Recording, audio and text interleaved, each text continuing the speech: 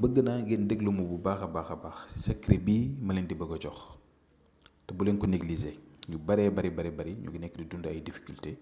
ci seen famille ci seen kër yenn saa nga gis kër gu tas kër gu tasaaroo kër goo xam ne jëkkër jeeg jabar ji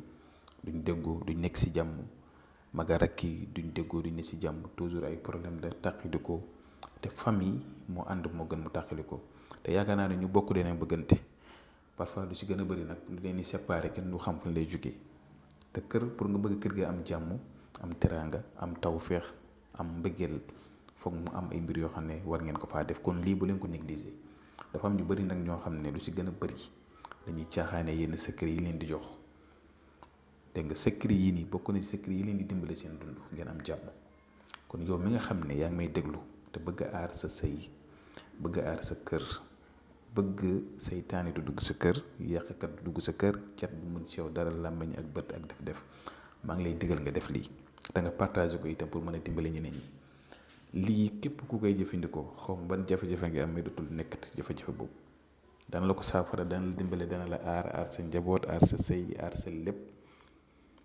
kon ñi nga xam ne ñu ngi bëgg def istixaara di seet seen mbir moo xam ne nga bëgg a seetlu sa mbiru bopp wala wàllu diggante wala wàllu sëy wala lu mu mënti doon incha allahu rabbi bi ngeen ñu yónnee message ci numéro boobu 76 605 63 19 incha allah wala ngeen woo ñu ku ñu oo jotoo ñu rek bàyyi ñu message ci whatsapp bi. ndax da leen wax ne ñun affaire sëriñ di defuñ ko métier dañuy faral di liggéey mais ku ñu oo jotoo ñu rek bàyyi ñu message ci whatsapp bi yàgg danañ ko dir tontu la. kon secret bi yomb na bésu altine ak bésu alxames bu ne jëlal sa cure-dent nga jam ko ci benn laaj comme ni nga gisee ci écran bi nga jël sa benn briquet nga ñaan li nga bëgg yëpp bu fekkee ne sa appartement nga nekk ñaanal li nga ñaan nga taal laaj bi nga koy taal di ko wërale ci kër gi dégg nga di ko wërale ci kër gi bu dee néeg la nga di ko wërale ci néeg bi bu dee appartement gi di ko wërale ci appartement bi di ci ñaan lépp loo bëgg di bàyyi muy saxaar noonu dem ba pare nga jël teg dégg nga boo ko defee lundi bu jeudi ji jotee nga def ko chaque lundi chaque jeudi de ko def bu fekkee ne yàlla mën na laa dimbali tam nga ut laaj tuuti xorom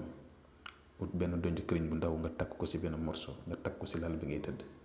boo ko mënta takk ci lal bi ngay tëdd nga di ko def ci suufu njëgënaay bi ngay tëdd wala ci suufu mala loolu lu am solo la. beneen bu fekkee ne yàlla mën na laa dimbale nga wut ñetti doomi laaj wut gerte kemb yi tuuti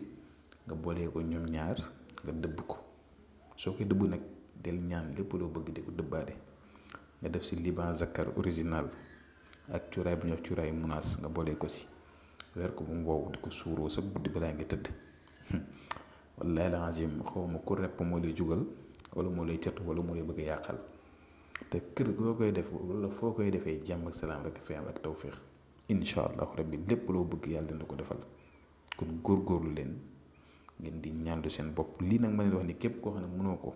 mooy li mu leen mujjee wax ci wàllu gerte beeg cuuraay liban zakar bi ak menace bi ñun dañ koy liggéey teg ko tey nekkul lu ñuy jaay képp ko ci soxla da ngay ñëw seetloo teg suñu loxo rek ñu defal la ci nga jël jëriñu ndax xam-xam boo ko amee dañ ciy jëriñaate duñ ko téye pour ñun kese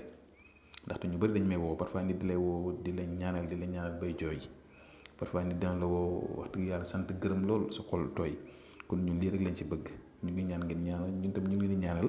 yàlla defal leen jàmm defal leen salaam defal leen tawféex te li ma leen di jox nii essayé leen ko ngeen def ko te bu leen ko négliger kon yal na yàlla aar ñu sàmm ñu yàlla dafa ñu jàmm dafa ñu tawféex